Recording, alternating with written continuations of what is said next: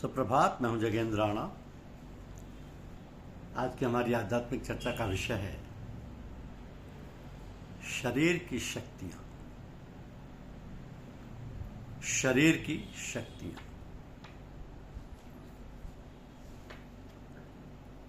वो मनुष्य जो सामाजिक दृष्टि से शुद्ध कमाई करता है, अर्थात ईमानदारी से कमाता है, पर भगवान का अंश नहीं निकालता है, सारा अपने परिवार पर ही खर्च करता है, उसे ना तो अनासक्ति ही आ पाएगी, ना उसका अहंकार ही कम होगा, वह दुखों से मुक्त नहीं हो पाएगा। मनुष्य भगवान के साथ जितने संबंध स्थापित कर सकता है, उन अनेक संबंधों में केवल एक है गुरु शिष्य का संबंध। और इस योग में उसका उद्देश्य है अति मानसिक सिद्धि। उसे यह नाम देने की प्रथा नहीं, बल्कि इस योग में भगवान ज्योति, ज्ञान, चेतना तथा आध्यात्मिक सिद्धि के मूल स्रोत सजीव सूर्य माने जाते हैं। और जो कुछ मनुष्य पाता है वो सब वहीं से आता हुआ अनुभव किया जाता है, तथा सारी सत्ता भागवत हाथों द्वारा ही पुनः नए सांचे में ढाली जाती है। यह मानवीय गुरु शिष्य संबंध से कहीं अधिक महान और अधिक घनिष्ठ संबंध है। तो गुरु शिष्य संबंध तो अधिकांशतः एक सीमित मानसिक आदर्श है। मनुष्य शरीर में 3 भाग हैं, शरीर, मन और प्राण। इन तीनों की अलग अलग अपनी शक्तियां हैं। शरीर में 10 इंद्रियां हैं, तो मन के संचालन से इनकी अपनी शक्ति है, जिसे शारीरिक शक्ति कहते हैं। प्रत्येक मनुष्य के हाथ पांव में चलने की, नेत्रों में देखने की, पेट में खाना हजम करने की शक्ति है। जिस किसी ने शारीरिक शक्ति को किसी विशेष अंग में बढ़ाया, विकसित किया, उसमें वो शक्ति अधिक रूप में आ जाती है। जैसे किसी ने अखाड़े में पहलवानी की तो उसके हाथ पांव में कुछ विशेष शक्ति आ जाती है। यह शारीरिक शक्ति है। पहलवान लोगों ने शारीरिक शक्ति बढ़ाने का अभ्यास किया और इनकी शारीरिक शक्ति बढ़ गई। तो यह स्थूल शरीर की शक्ति है, जिसने अपना शारीरिक बल बढ़ाया, उसका शरीर पुष्ट हो गया, अष्टपुष्ट हो गया। लेकिन शरीर विकसित होने से यह नहीं समझना चाहिए कि उसकी बौद्धिक शक्ति भी उसी अनुपात में विकसित हो गई। नहीं, ऐसा नहीं। स्थूल शरीर की स्थूल शक्ति सूक्ष्म शरीर की सूक्ष्म शक्ति है। स्थूल शरीर की स्थूल शक्ति है, सूक्ष्म शरीर की सूक्ष्म शक्ति है। मन में बड़ी शक्ति है। मन, बुद्धि, चित्त, अहंकार, इनका अपना अलग अलग कार्य क्षेत्र है, मगर ये चारों सूक्ष्म शरीर के अंदर हैं। मन प्रतिक्षण बराबर सैकड़ों विचारों की मूर्तियां बनाता और बिगाड़ता रहता है। मनोमूर्तियों का सार मानसिक जगत में बनता रहता है। वही अगले भौतिक जीवन का आधार होता है।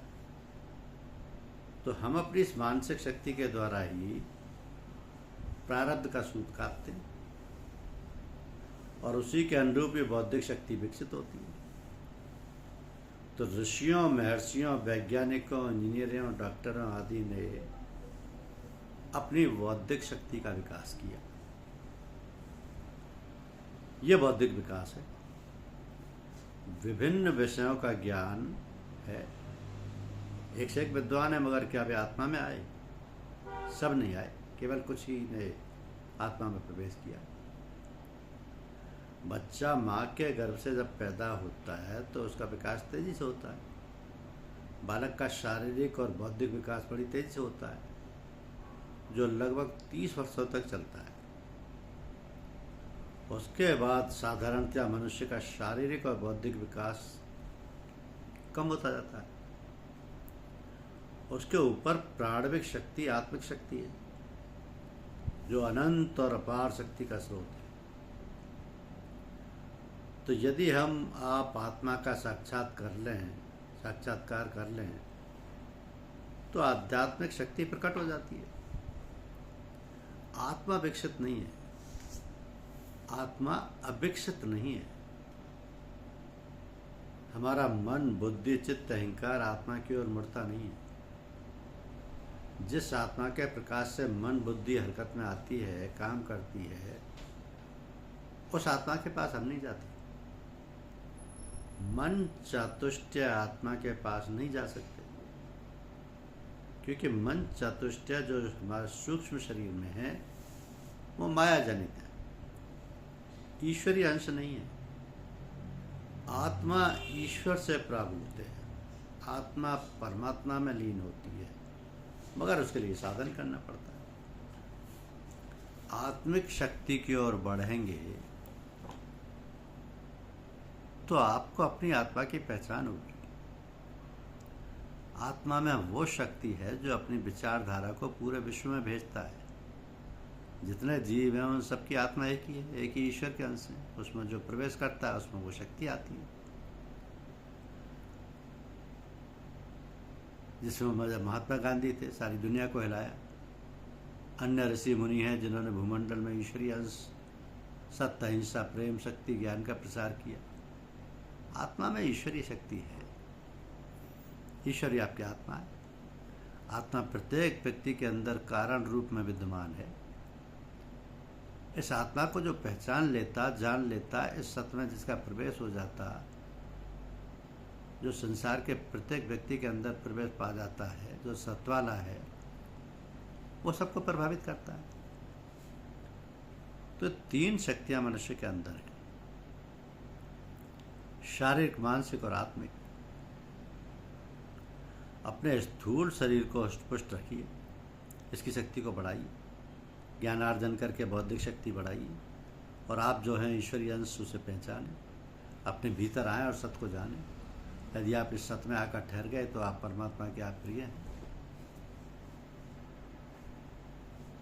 कर देखो, साधना करो। बुद्धि से तो केवल पेट भरने का काम होता है। अन्न खरीद सकते हैं, कपड़ा खरीद सकते हैं, मकान का किराया दे सकते हैं। बुद्धि का अलग कार्य क्षेत्र है। सत्य में बुद्धि पहुंचती नहीं। माया और सत्य का विरोध है। सत्य में आइए, जो आप हैं उसे पहचानिए। ना आप हाथ पैर हैं, ना सूक्ष्म शरीर हैं। ये तो मकान है। मकान के अंदर आदमी रहता है। मकान के लिए आदमी नहीं, आदमी के लिए मकान है। तो बेशक मकान में रहिए, मगर मकान को अपने अंदर मत रखिए। आपकी आवश्यकता के लिए बाजार है, बाजार के लिए आप नहीं। हम क्या करते हैं? बाजार को अपने अंदर ठूसे हुए। परम संत कबीर साहब का कलाम है कि हमन है इश्क मस्ताने, हमन को होशियारी क्या, रहे आजाद या जगते, हमन दुनिया से यारी क्या। इश्क जो है, ये प्रेम जो है, ये ईश्वरीय अंश है। प्रेम आत्मा का गुण है, और होशियारी संसार की, माया की है। तो हमें स्थूल व सूक्ष्म शरीर से जगत का व्यवहार करते हुए कमल पत्र की भांति अपना जीवन बनाना चाहिए। हमें संसार में रहते हुए भी उसमें फंसना नहीं है। पचो मत, आए इस जग में, जानी और रैन का सपना। पचो मत, आए इस जग में, जानी और रैन का सपना। तो काल जीवों को खाता रहता है। काल जीवों को खाता रहता है। कैसे खाता है? बाद में ईश्वरीय अंश आत्मा को छोड़कर बाकी जितने तत्व मनुष्य के अंदर हैं उन सबको खाता रहता है। स्थूल शरीर एवं सूक्ष्म शरीर में जितने मायावी अंश हैं, पंच ज्ञानेन्द्रियां, पंच कर्मेंद्रियां, मन, चतुष्टय, सतोगुण, तमोगुण, रजोगुण, पुरुष एवं प्रकृति, इन सबको काल खाता और पचाता रहता है। रुक जाओ, बचाता रहता है। तो सतगुरु के नाम दान लेकर उस कमाई में लग जा। सूरत शब्द योग की कमाई कर और इस पिंड शरीर और ब्रह्मांड शरीर से ऊपर पार ब्रह्मांड शरीर में प्रवेश पा ले। तुझे काल नहीं खा सकता और बचा नहीं सकता। चलती देख कर दिया कबीरा रोए, दो पाटन के बीच में साबत बचा न कोई। चक्की चलती देख कर हंसा कमाल ठटाए, कील भरोसे जो रहे ताई काल नहीं खाए। तो ये शारीरिक और मानसिक शक्तियाँ साधन मात्र है आत्मिक शक्ति को प्राप्त करने के लिए, परंतु हम भूल बसे नहीं अभीष्ट मान बैठे। ये भूले हुए मनुष्य, ये आत्मिक शक्ति जिससे शारीरिक और मानसिक शक्तियाँ सत्ता पाती हैं, तेरे बाहर नहीं है किंतु तेरे भीतर छिपी हुई है। जैसे दीपक के नीचे अंधेरा होता है, वैसे ही मनुष्य सत्ता के प्रति के अंधकार में है, जो कि उसकी आत्मा है। तो हम स्वयं को नहीं जानते, और तब यदि हमारा सारा जीवन ही गलत दिशा में चला हो तो आश्चर्य क्या है। भोग की धुन में निरंतर भटकता आया, माया में आबद्ध मानव। तो सबसे पहले तो अपने अंतर में आत्मज्ञान का दीप जला, अपने आत्मस्वरूप को जान। विषय तो अपार अनंत अगाध है, क्योंकि मनुष्य की शारीरिक मानसिक आत्मिक शक्तियाँ सब शरीर में है। स्थूल शरीर की स्थूल शक्ति सूक्ष्म शरीर की सूक्ष्म शक्ति है। मन में बड़ी शक्ति है। मन बुद्धि चित्त अहंकार इनका अपना अलग अलग कार्य क्षेत्र है, मगर ये चारों सूक्ष्म शरीर के अंदर है। मन प्रतिक्षण बराबर सैकड़ों विचारों की मूर्तियां बनाता बिगाड़ता रहता है। तो मनोमूर्तियों का सार मानसिक जगत में बनता रहता है, वही अगला भौतिक जीवन का आधार है। हम अपनी इस मानसिक शक्ति के द्वारा ही प्रारब्ध का सूख काटते हैं। धन्यवाद।